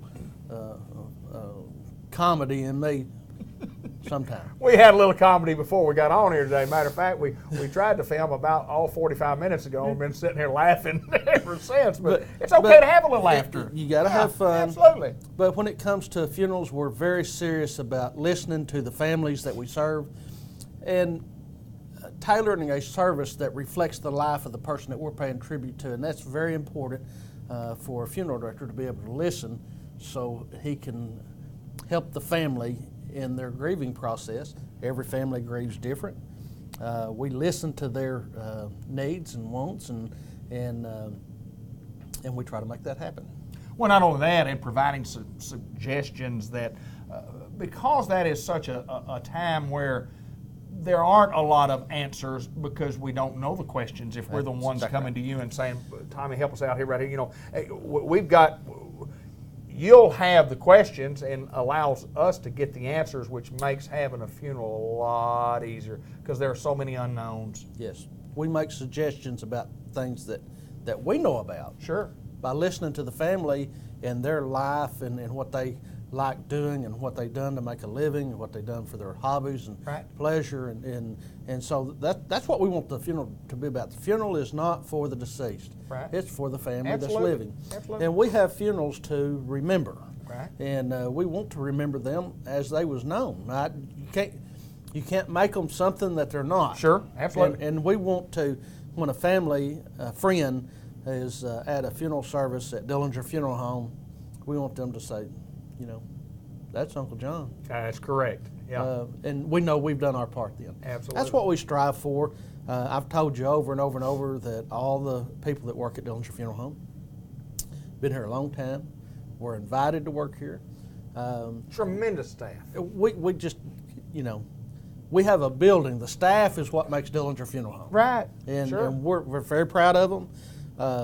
Good folks. Well, no doubt, good folks and trusting folks. And when you call here, you get the information. When you come visit, you get the information. And again, having a funeral, and all of us, you know, have probably had some of those in our lifetime. And talk a little bit about prearrangement and how that helps take a lot of those questions/answers out of the equation. David, when a person passes away, there are so many details that have to be taken care of in such a short period of time that it's overwhelming for the family. They're already distraught. And the things that they do over the next few days, they go through the process, but they don't really remember much of it. And I can tell you that from personal experience. But when you prearrange, all that's taken care of. When you come in and sit around the table and we ask you a little bit about when you want to have the service and when you want to have the visitation, where you want to have the visitation, where you want to have the service at. And it doesn't take near as long to do the arrangements because the questions have already been asked and answered. Yeah, absolutely they have. Absolutely. And when you look at it from a monetary standpoint, it's really a good investment. It's a good investment for people's money. It is. When you lock in the cost of funerals at today's cost, you stop inflation. Yes. You still have the ability to pay them out monthly like you would an insurance policy, but you don't pay them on your whole life like you do an insurance policy. Right. You have a specific time to pay them, and you choose that, whether you want to do it in 3 years, 5 years, 10 years, or 20 years, whatever you want to do, whatever fits your budget. But you save money. Yes. And with the interest rate today, you save a lot more than you make putting it in a savings account. Absolutely, yeah. But the main thing you do is peace of mind for the family when the family comes in and everything's been taken care of and they just set a time for the visitation.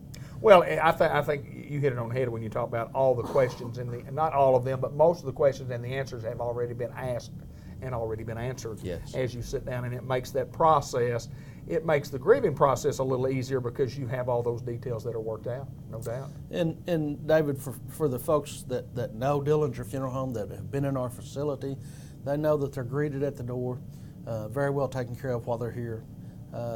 We serve our families. Right.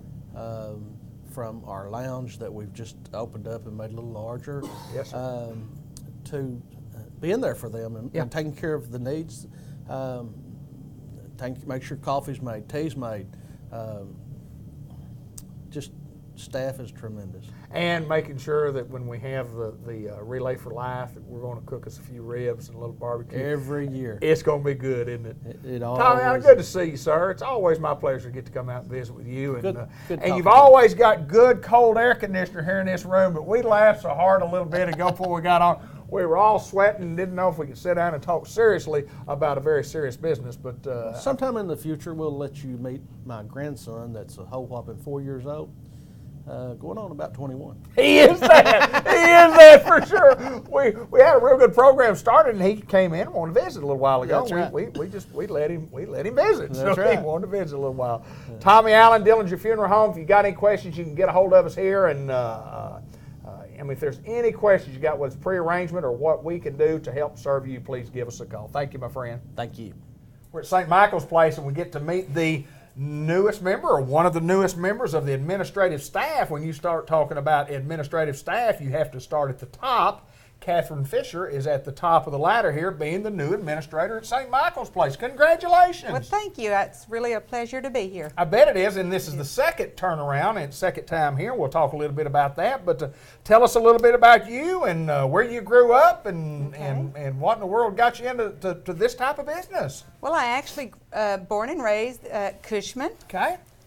That's a little bit north of Batesville. Right. And moved into Batesville whenever I graduated high school, Okay. got married and had children. Okay. And I have a daughter that's 27 and a Wow. son that is 20. He'll be 21 in September, and he Okay. serves in the military. Oh, congratulations. He's actually stationed in El Paso. Okay. And I have 2 beautiful granddaughters. Good deal. And, So let me ask you this, Catherine. And being in this business, tell the story we talked a little bit about before we got on the air here. Tell us a little bit about how, from the very beginning, you got to be the administrator of St. Michael's Place from the beginning when you first took your job in anything that was similar to this. Tell us the story. Well, I actually started, my very first nursing home facility was in Batesville, and I started out as a housekeeping supervisor. Okay. And I did that for a little while, and I had actually worked at Eastman Kodak as a maintenance coordinator, and they had a position open right here at Pinedale at the time Right. for a maintenance supervisor. So I came down here and applied, and I got the job. Wow. So I was maintenance and housekeeping supervisor for a while, and then the front office came open, HR, and I said, can I have that, because I was on call 24/7. Need something a little less stressful. Yeah. Move up the corporate ladder here. That's right. And so I went to HR, and I did that for a while, and then I did activities for a while, and I did social services for a while, and I did marketing and admissions. I drove the van for a while, and then it come time that I could go through the AIT program and get my administrator license, and I did that in 2009. Okay. So I actually worked here from 2000 until 2009, but I did have one small break, and I worked up here at, it's now Unity Hospital, but it was Harris Hospital. That's correct. Yeah, I remember that now. I sure do. And then you go from there, you spend a little time, and then you leave here. Then you go and tell us about where you went after you left here. Well, I left here, and I went and I got my administrator license, and I didn't work for a whole year. I thought, I'm just going to relax for a while. And then in Batesville there was a home open, and I took that position and worked there a little over 3 years, and it sold. And a lot of times, 9 times out of 10, when they sell, they have different management. Absolutely, make changes. And Sure that's what happened. And after there, I left and went to Jacksonville for a little over a year, and did real well there. Heard about the position here. Right, and tell us, thought, I love it, yeah. I've got to get back home. Right. And I applied, and that same afternoon I interviewed with the owner, and had a job offer. I took it, then turned it down, then I thought, no, I got to do it. And so here I am. Well, and I know that you have told me when we visited last month that it wasn't all decisions are tough decisions, but you knew that it was a good decision from the very moment that you applied for the job, and you've made a good decision, no doubt. I really feel like I did. And when I came in for the very first day, it felt like coming home. Right. I mean, you just get that feeling in your heart. And to work here for almost 9 years in the past, it was coming home. Well, not only coming home, but you brought some people with you. You brought some homies with you. I mean, some people that have worked with you before. My director of nursing, she actually worked with me at Batesville. Right. And then, like I said, new ownership, new management. And then she went to Jacksonville with me and worked. And then we're together here too. So we brought some of my own little team, and we just want to be the best that we can be. It says a lot about you when people will follow you where you go. It does, especially in the higher positions, to say, look, you got to have key people at the top. You have to have key people at the middle. You got to have key people at the bottom. And if you can have those people like you do, those ones who put their trust in you and you in them, then it sure makes working a lot better. But tell me about health care in general, and what is it that excites you about coming to work every day, or what's the feeling that you get? Because you got to have a special heart. You got to have a special heart to be in this business. Just to see your residents smile, just to know that you make a difference. That's cool. That's what it's in it for me. Yeah. I'm not a nurse. Right. But to just interact with them and see them smile. That's amazing. what does it for me. That's amazing. If somebody needs to get a hold of you or have some questions about the facility, how do we do that? What do we do? Well, you can either come by the facility located here at 1311 North Pecan Street, or they can call at 870-523-9514. And we'll give a tour anytime, day or night, answer any questions. She's Catherine Fisher. She's the administrator of St. Michael's Place, Pecan Street in Newport, and it's a great addition to the great team out here at St. Michael's. And welcome home, young lady. Well, it's really good to be home. Let's continue on with more of our show.